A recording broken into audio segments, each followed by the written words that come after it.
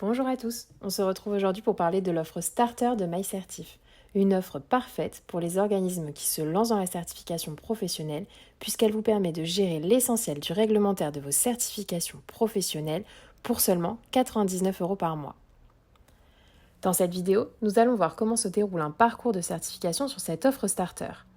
Première étape, la création des intervenants. Dans MyCertif, vous pouvez créer des profils intervenants pour chaque personne qui va avoir un rôle à jouer sur vos parcours de certification. Par exemple, un responsable d'organisme de formation, un évaluateur, un jury de certification ou encore une entreprise. Selon le rôle attribué, chacun pourra réaliser des actions spécifiques dans l'outil. Pour créer un intervenant, il suffit de renseigner sa civilité, son nom et son prénom. Ensuite, indiquer son employeur, soit à partir du numéro SIRET de l'entreprise, soit à partir d'une entreprise déjà créée en base de données. Je fais ici un arrêt sur image pour vous montrer que lorsque j'indique le numéro SIRET de l'organisme, si celui-ci est un organisme de formation certifié Calliope, l'information va automatiquement remonter. Si demain, pour X ou Y raison, cet OF venait à perdre sa certification qualité, en tant que certificateur, vous en serez automatiquement informé par email, un élément de contrôle non négligeable. Et pour finaliser la création de mon intervenant, je vais pouvoir renseigner ses coordonnées, indiquer le ou les rôles qui lui sont attribués et sur quelle certification il est habilité. De son côté, l'intervenant va recevoir un email pour venir finaliser la création de son compte MyCertif. Deuxième étape, les candidatures. Les candidats sont au centre de la plateforme puisque dès lors que vous vous connectez à MyCertif, vous êtes redirigé vers cette page qui liste les candidatures à vos certifications. Pour ajouter une candidature, ça se passe sur la gauche, soit par la complétion manuelle d'un formulaire, soit par l'injection d'un fichier CSV.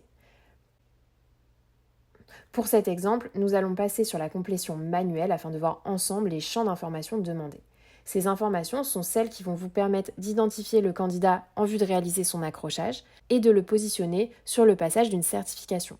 Nous allons avoir dans un premier temps des informations personnelles sur le candidat et ses coordonnées. Ici, je vous recommande d'indiquer également un numéro de téléphone et pourquoi pas une adresse email secondaire. Ce sont des informations qui vous seront utiles au moment des enquêtes de suivi de l'insertion professionnelle. Ensuite, nous allons indiquer la situation professionnelle du candidat lors de son entrée dans le parcours certifiant. Selon sa situation professionnelle, il va également falloir relier le candidat à son employeur et vous comprendrez dans quelques secondes l'intérêt de faire ça. Puis, pour terminer, nous allons renseigner les informations sur la certification visée et la voie d'accès empruntée par le candidat. Et voilà, mon candidat est créé, je vais à présent le retrouver dans ma liste de candidatures. Passons à l'étape suivante, les jurys d'évaluation. Pour commencer, il va falloir créer une session de jury. C'est quelque chose que vous pourrez faire en tant que certificateur, mais également que vous pourrez faire si vous êtes connecté en tant qu'organisme de formation partenaire. Pour créer une session de jury, je vais renseigner les informations telles que la certification concernée, le responsable de la session, la date de début et de fin, le lieu, qu'il soit physique ou virtuel. Je vais sélectionner mon ou mes évaluateurs et désigner le président de la session. Enfin, je vais sélectionner parmi les candidatures disponibles celles qui seront évaluées dans cette session. Comme vous pouvez le voir ici, j'ai une information qui apparaît en rouge, conflit d'intérêts. Cela s'explique ici par le fait que mon évaluateur et mon candidat ont le même employeur et par conséquent, il y a de grandes chances qu'ils se connaissent. Je repositionnerai donc ce candidat sur une prochaine session. Une fois que ma session est créée, je vais pouvoir gérer les différents documents associés au jury et notamment l'envoi des convocations.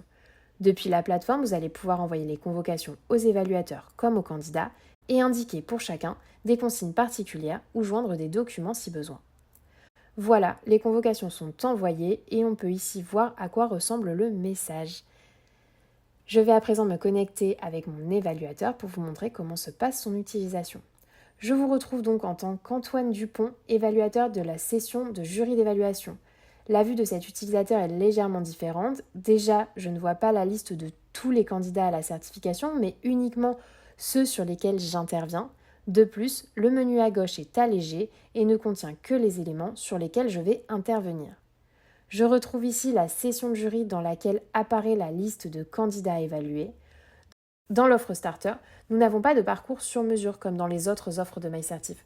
Nous allons être sur du résultat direct à saisir au niveau du RS ou au niveau des blocs de compétences si nous sommes sur du RNCP. J'indique si la certification est acquise ou non. J'ai la possibilité de laisser une observation et de déposer une pièce jointe. Cette pièce jointe peut être une étude de cas, une grille de compétences détaillée, une attestation de formation, enfin bref, tout document dont le jury de certification pourrait avoir besoin par la suite. Je vais envoyer les résultats. Je vous passe en accéléré l'évaluation des autres candidats de la session.